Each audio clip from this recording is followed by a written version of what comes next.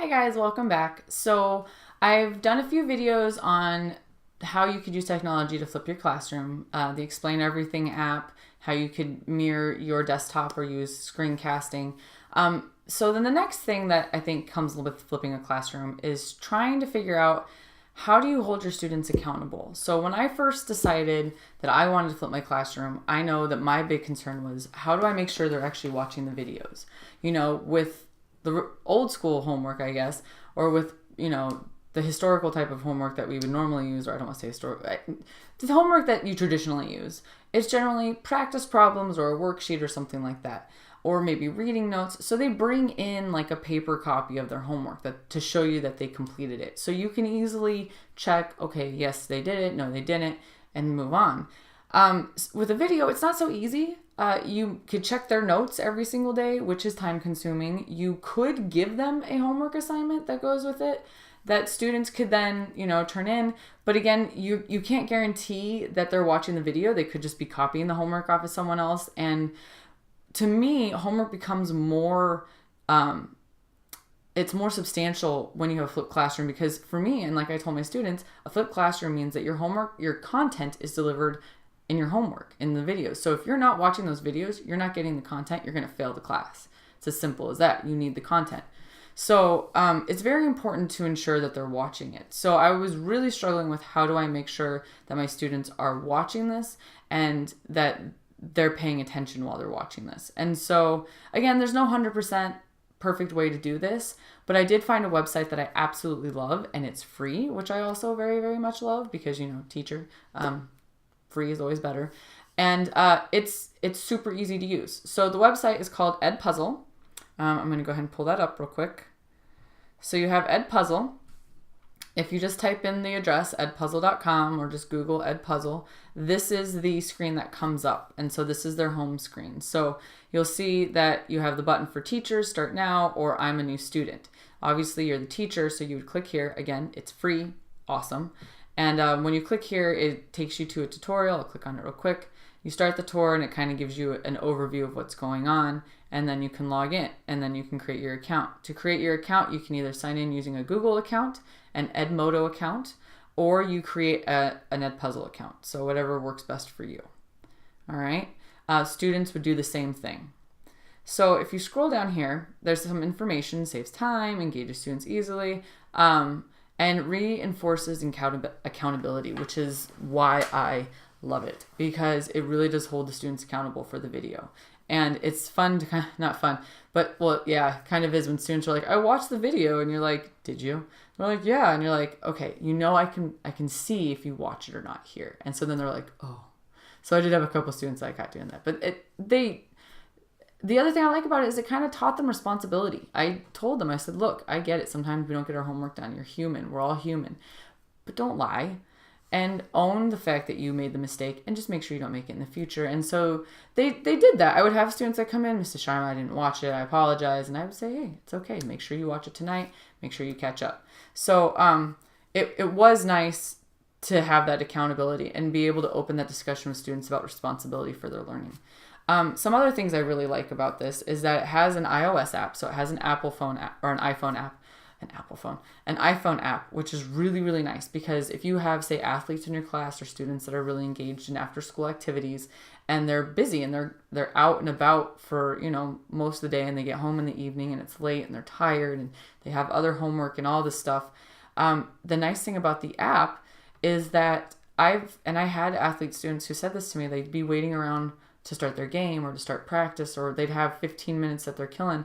And all they would have to do is take out their phone, open up the app, which is free, and they would be in the classroom. They could watch their video real quick, take the notes that they needed to take, and then they were done with their homework for my class, which is awesome. It allows freedom to do homework easily if you're in a car, if you're on a bus, if you're sitting and waiting, for your turn to do whatever.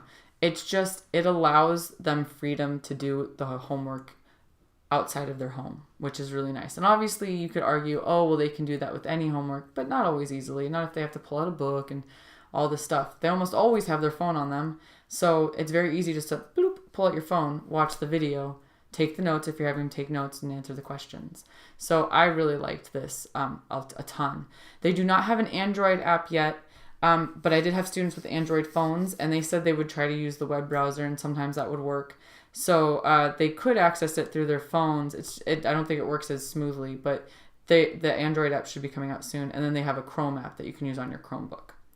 All right, so that's that. So then we're going to log in. I'm going to go ahead and log in as a teacher, and I'm going to log in with my account. All right. So when you log in, what you would see over here under My Classes is you would have nothing because you don't have any classes yet, but you would have the Add Class. Now, if you use Google Classroom, you can import a class from your Google Classroom, which is really nice. So you would add a class. It's really simple. I'll just add one in, AP Chemistry. And I need to add this in. So 2016, 2017. All right, however you want to label it. All right, when you click on it, what you'll see is this gray screen comes up and it tells you invite your students. Inviting students is super easy. You either give them the code and then they just log in using the code, or you can post this link somewhere, either in your Google Classroom, on Twitter, you can email it, you could just copy it and paste it to your LMS or learning management system. And then they could easily get access to that classroom. So they're signed up for that class. And they just have to do that once. Once they're signed in, they're in, which is really nice. You can categorize it by different disciplines. You can you could signify which grade it is. I'm going to keep this as other. All right. So you can change the title of it at any time. All right. So here's all that. So I'm going to go to my honors chemistry class real quick. So when you do start making videos and start assigning them, it's going to look, once this loads, it's going to look like this. So you have videos here, and I have a lot. That's why it took so long. All right, this was my full second semester, I think. This might even be the full school year for Honors Chem. But you have all the videos listed. They have the video, the title. You could watch it as a student so that we could see what they see. Skipping. So a nice feature about this that I love is that you can prevent students from skipping ahead in the video. So they have to watch the whole video, which is nice because you might have some students that, you know, will jump just straight to the questions or jump straight to the end and say, oh, I watched it, when they didn't. But if you prevent them from skipping, you know that they're watching the whole thing because they have to. Or at least, you know, you're making it not easy for them to skip ahead. All right. And then of course you can delete it. You can add due dates. So you can add whatever due date you want. It tells you what percentage of the class has finished it. I know this says 49%, but with my honors chemistry class, they each made 2 accounts because we were having issues with their school accounts. So they have a Google and an EdPuzzle account. So that's why it says 50%, because and it said 82 students. I actually only had like 41 or something like that. So yeah, so that's why this is weird. You have a progress button and you have a share button, and I'll come back to those in just a minute.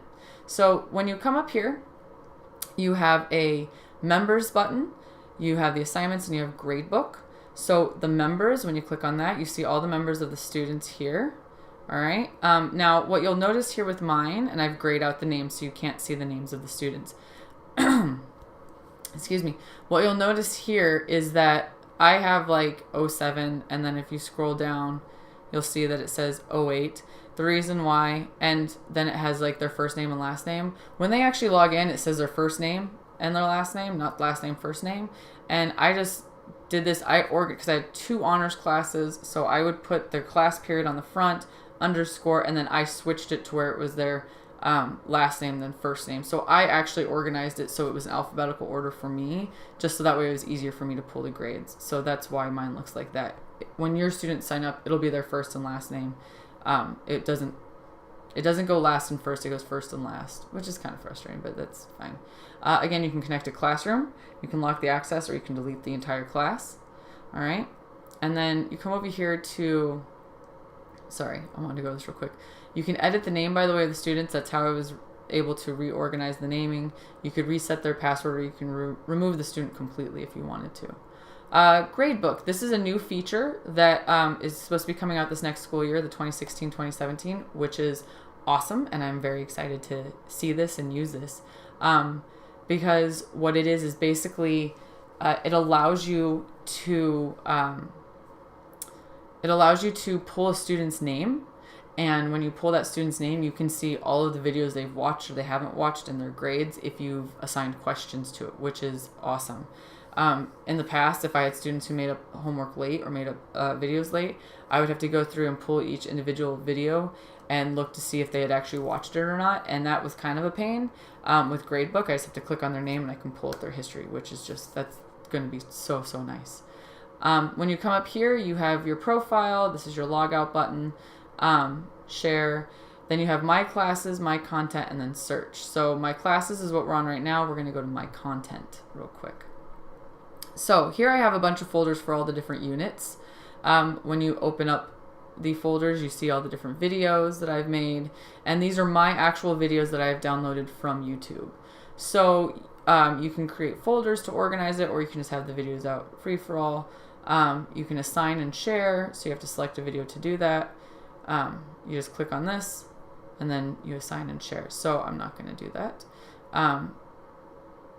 You create a video. You have the option of finding a new video. You can upload your own video. You have a student project or a new folder, so you can create a new folder. So a new video. The nice thing is you have a private, so my department. So this is sharing amongst, say, your school's department. You could look at videos on EdPuzzle. You could look for videos on YouTube. And again, this is what I would use. And all I had to do usually was type in my name, because that's what my account was under. And my videos would pop up. I would select the video I want and go from there. All right. You have Khan Academy. You have Learn Zillion, which I've never ever used. Oh, let me erase my name real quick. There you go. So you have Khan Academy. You can pick any of their videos. Learn Zillion. National Geographic. You can use TED Talks. You can use Veritasium, which is a science channel. Numberphile, which I believe is a good math channel. Crash Course, which has tons of different stuff. It has great science. I think it has great history and all that good stuff. And then Vimeo is just, I think they're just regular videos. I don't know. I've never used it. All right. So, yeah, again, this is why I also uploaded my videos to YouTube. Then it was easy for me to find it. I have noticed sometimes when I've had to upload my own video, it can take a little bit long, which is kind of a pain. But it's not a big deal. All right, so I'm going to type in my name again. So I'm going to pick a video. All right, let's pick one of my new AP Chemistry videos. So all you have to do is find a video that you want. You highlight it. You could either copy it or just select Use It. So I'm going to select Use It. And then this is the screen that comes up. All right. From here, you can crop the video. You can add an audio track, so you can add yourself talking over it. You can add audio notes. All right, and if you're not sure what they are, if you click on it, it tells you right here, why record audio notes. Insert an introductory comment, a conclusion, a remark, you name it. Audio track, explain the video with your own teaching approach and in your own language. All right, so welcome to... I'm going to stop that. Important, you have to record the audio of the whole video to be able to save it. So I'm not going to do that, obviously. But then, again, you can just crop it. All right, so like if you have a video that's 30 minutes long and you only want 10 minutes of it, you can crop it down. Now here comes the feature that I love. Oh, I forgot to mention this. Up here is the title of the video, so you can always change it if you want. Quizzes. So here you can add in quizzes. So if you look down here at this bar, this is my time bar. All right, you have this little green question mark. So you hit play. All right, so welcome to unit. Let me turn the volume off, sorry. So you hit play, and let's say, all right, we're going to pause it. And at this point, I wanted to add in a question. All right. So what you're going to do is you have this green bar or this green question mark right down here, and you would just click on that. So now, once you click on that, over here to the right-hand side, you have three options. You have an open-ended question here. You have a multiple choice question here, or you could just type a comment. All right. So you can just add in your own comment. So, what I like to do is I wanted to make each video with 5 points. I would make 5 multiple choice questions. A vast majority of the time, I just made them true or false questions just because my goal was simply, are you paying attention? Did you take the notes? Were you essentially not asleep while watching said video? So there were questions that related exactly to the section of the video they had just watched and the notes they had just taken. So that's how I like to use it. Obviously, you can do this however you want. You can add in a multiple, so you can do 4 multiple choice, you can do 5. You can add in functions, which is really, really nice. So you can add in like math equations if you need to or whatever. So you can type in any question you want. So let's type in matter is made of ... or you can put question marks. So now you can put in choices. Put atoms,